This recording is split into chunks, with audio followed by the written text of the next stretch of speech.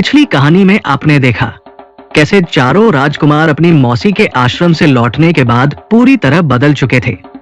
महलों का सुख अब उन्हें फीका लगने लगा था, क्योंकि उन्होंने अपनी आंखों से एक ऐसी दिव्य गौमां देख ली थी जो बिना आग जलाए, बिना धुआं किए पल भर में सैकड़ों लोगों के लिए भोजन तैयार कर देती थी। वही गौ मां अब चारों राजकुमारों के लालच का कारण बन चुकी थी। आश्रम से लौटने वाली रात चारों राजकुमार अपने कक्ष में देर रात तक जागते रहे। किसी की आंखों में नींद नहीं थी। बार बार वही दृश्य उनके दिमाग में घूम रहा था, जब गौ मां ने राजा, सैनिकों और पूरे राज परिवार के लिए पलक झपकते ही तरह तरह के पकवान प्रकट कर दिए थे। कोई खीर की बात कर रहा था, कोई फलों की, तो कोई उस दिव्य सुगंध को याद कर रहा था जो पूरे आश्रम में फैली हुई थी। सुबह होते ही चारों राजकुमार जल्दी उठ गए, लेकिन उस दिन ना किसी का मन स्नान में लग रहा था, ना भोजन में। महल का खाना सामने रखा था, मगर किसी ने हाथ तक नहीं लगाया। इतने में बड़े राजकुमार ने गुस्से में कहा, जब ऐसी दिव्य गौ मां हमारे ही राज्य में मौजूद है, तो फिर उसका स्थान जंगल के आश्रम में क्यों हो? उसका स्थान तो राजमहल में होना चाहिए। बड़े भाई की बात का समर्थन करते हुए दूसरे राजकुमार ने कहा, वहां मुश्किल से 15-20 लोग रहते हैं और यहाँ हजारों सैनिक हैं। रोज सैकड़ों अतिथि आते हैं। असली जरूरत तो महल में है। इतने में तीसरे राजकुमार ने भी कहना शुरू किया, अगर वो गौ मां महल में आ जाए तो हमारा राज्य संसार का सबसे महान राज्य बन जाएगा। चारों भाइयों की बातें सुनकर सबसे छोटे राजकुमार ने भी जिद भरे स्वर में कहा, चाहे जैसे भी हो, हमें वो गौ मां चाहिए। ये तय करते ही चारों राजकुमार सीधे अपने पिता महाराज आरजू के कक्ष की ओर चल पड़े। उस समय महाराज दरबार में जाने की तैयारी कर रहे थे। दास उनके राजसी वस्त्र ठीक कर रहे थे। तलवार सजाई जा रही थी और महारानी पास खड़ी होकर दरबार से जुड़ी बातें कर रही थी। तभी चारों राजकुमार तेजी से भीतर आए। अपने पुत्रों के चेहरे पर बेचैनी देखकर महाराज ने पूछा, तुम चारों इस समय यहाँ कैसे आए? क्या बात है? महाराज की बात सुनकर बड़े राजकुमार ने कहा, पिताजी, जब से हम आश्रम से लौटे हैं, हमारा मन महल में बिल्कुल नहीं लग रहा। इतने में दूसरे राजकुमार ने कहना शुरू किया, सच कहें तो ऐसा भोजन हमने अपने जीवन में पहले कभी नहीं खाया। फिर तीसरे राजकुमार ने कहा, और जिस दिव्य गौ मां को हमने वहां देखा, वैसी तो पूरे संसार में नहीं होगी। चारों पुत्रों की बातें सुनकर महाराज कुछ समझ चुके थे।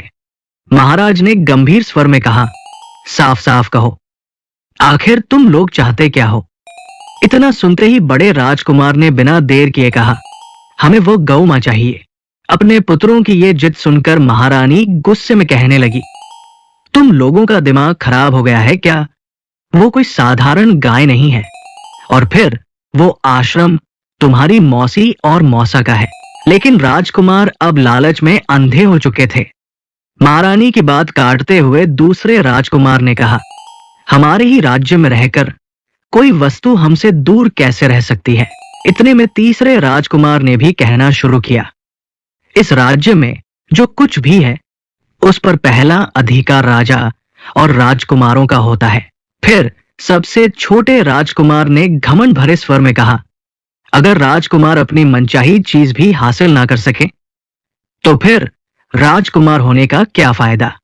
अपने पुत्रों की बातें सुनकर महारानी ने गुस्से में कहा, रिश्तों की भी कोई मर्यादा होती है। लेकिन चारों राजकुमार अपनी जिद छोड़ने को तैयार नहीं थे। राजकुमारों की जिद सुनकर महाराज ने उन्हें समझाते हुए कहा, तुम लोग जिस ऋषि को साधारण समझ रहे हो, वो साधारण मनुष्य नहीं है। बड़े बड़े राजाओं के पुत्र उनके आश्रम में शास्त्र और शस्त्र की शिक्षा लेने आते हैं, और उनका सबसे छोटा पुत्र परशुराम बहुत बड़ा योद्धा है, भोलेनाथ का परम भक्त। महाराज की ये बात सुनकर बड़े राजकुमार ने कहा, हमें ये सब नहीं पता, हमें बस वो गौ मां चाहिए। दूसरे राजकुमार ने भी जिद करते हुए कहा, अगर आपने नहीं लाकर दी तो हम खुद आश्रम चले जाएंगे। इतने में तीसरे राजकुमार ने गुस्से में कहा, और जरूरत पड़ी तो जबरदस्ती भी करेंगे। अपने पुत्रों की जिद देखकर महाराज कुछ देर शांत खड़े रहे। महारानी ने फिर निवेदन किया, बच्चों की जिद में आकर अनर्थ मत कीजिए। लेकिन चारों राजकुमार लगातार अपनी बात पर अड़े रहे। आखिर लंबी सांस लेते हुए महाराज ने कहा, ठीक है, मैं खुद आश्रम जाकर बात करता हूं, लेकिन मुझे पहले से पता है यह काम आसान नहीं होगा। महाराज की यह बात सुनते ही चारों राजकुमार खुश हो गए। अगले ही दिन महाराज 500 सैनिकों को साथ लेकर जंगल की ओर निकल पड़े। घने जंगलों के बीच स्थित वो आश्रम बहुत ही शांत और पवित्र था। नदी किनारे ठंडी हवा बह रही थी। पेड़ों पर पक्षी चहचहा रहे थे। दूर दूर तक मंत्रों की आवाज गूंज रही थी। ऋषि पिता एक बड़े पेड़ के नीचे बैठे अपने शिष्यों को शिक्षा दे रहे थे। उनके चारों ओर कई शिष्य ध्यान लगाकर बैठे थे। कोई शास्त्र लिख रहा था, कोई मंत्र दोहरा रहा था। उधर ऋषि माता और दासी गौरी आश्रम के कामों में व्यस्त थी। कोई जल भर रहा था, कोई भोजन की तैयारी कर रहा था और दिव्य गौ मां शांत होकर पास में घास खा रही थी। पूरा आश्रम ऐसा लग रहा था मानो धरती पर स्वयं देवताओं का वास हो। तभी आश्रम के द्वार पर घोड़ों की आवाज गूंजी। सभी की नजर उधर गई। महाराज अपने 500 सैनिकों के साथ आश्रम पहुंच चुके थे। महाराज को देखते ही ऋषि पिता तुरंत उठे और हाथ जोड़कर आश्रम के द्वार तक आए। सम्मान के साथ महाराज का स्वागत करते हुए ऋषि पिता ने कहा, महाराज, अचानक यहां आने का कष्ट कैसे किया? सब कुशल मंगल तो है। राजा हल्की मुस्कान के साथ आश्रम के भीतर आए, लेकिन उनके चेहरे पर चिंता साफ दिखाई दे रही थी। इतने में ऋषि माता भी वहां आ गई और अपने जीजा का आदर के साथ स्वागत करने लगी।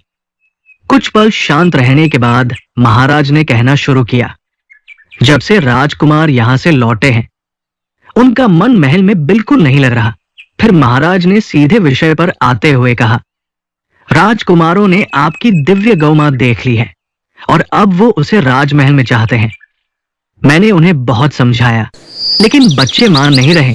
महाराज की ये बात सुनकर ऋषि माता और ऋषि पिता एक दूसरे की ओर देखने लगे। फिर शांत स्वर में ऋषि माता कहने लगी, महाराज, ये संभव नहीं है। ये कोई साधारण गौ नहीं, ये भगवान का आशीर्वाद है और आशीर्वाद वही रहता है जहां भक्ति, तपस्या और पवित्रता हो। ऋषि माता की बात पूरी होते ही ऋषि पिता ने भी निवेदन किया, महाराज, राजा प्रजा का रक्षक होता है, मालिक नहीं। कुछ चीजें शक्ति से नहीं, केवल भक्ति से प्राप्त होती है। लेकिन अब धीरे धीरे महाराज के शब्दों में अहंकार आने लगा था। महाराज भारी स्वर में कहने लगे, मैं भी चाहता हूं कि बात प्रेम से हो जाए। आखिर रिश्तेदारी का मामला है। फिर कुछ पल रुककर महाराज ने कहा, इस राज्य में रहने वाला हर व्यक्ति मेरी प्रजा है और इस राज्य की हर वस्तु पर पहला अधिकार राजा का होता है। ये सुनते ही ऋषि पिता का चेहरा गंभीर हो गया।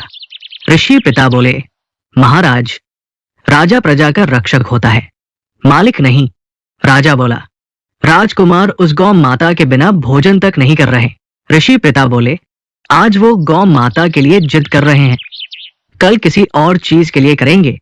राजा का धर्म जिद पूरी करना नहीं, सही मार्ग दिखाना होता है। राजा अब पूरी तरह गुस्से में आ चुका था। राजा गरज कर बोला, बहुत सुन लिया मैंने, सिर्फ रिश्तेदारी की वजह से विनती कर रहा हूं, वरना कोई और होता तो सैनिक कब का छीन चुके होते। फिर राजा ने सैनिकों की ओर देखकर आदेश दिया। राजा चिल्लाया, जाओ, गौ माता को खोलो। जैसे ही सैनिक आगे बढ़े, ऋषि पिता गौ माता के सामने खड़े हो गए। ऋषि पिता बोले, सावधान, ये गौ माता है, कोई साधारण पशु नहीं। जो भी अधर्म करेगा उसका विनाश निश्चित है। लेकिन राजा अब रुकने वाला नहीं था। राजा ने तलवार निकाल ली। ऋषि पिता ने आंखें बंद की और अगले ही पल उनके हाथ में दिव्य तलवार प्रकट हो गई और फिर आश्रम की पवित्र भूमि पर भयंकर युद्ध शुरू हो गया। कहानी आगे और लंबी है। लंबी स्टोरी दर्शन देखना पसंद नहीं करते, इसलिए अगले भाग में जानिए राजकुमारों की जिद ने राजा को कैसे कैसे दिन दिखाए। ये सब जानने के लिए हमारी वीडियो को लाइक, शेयर और सब्सक्राइब करें।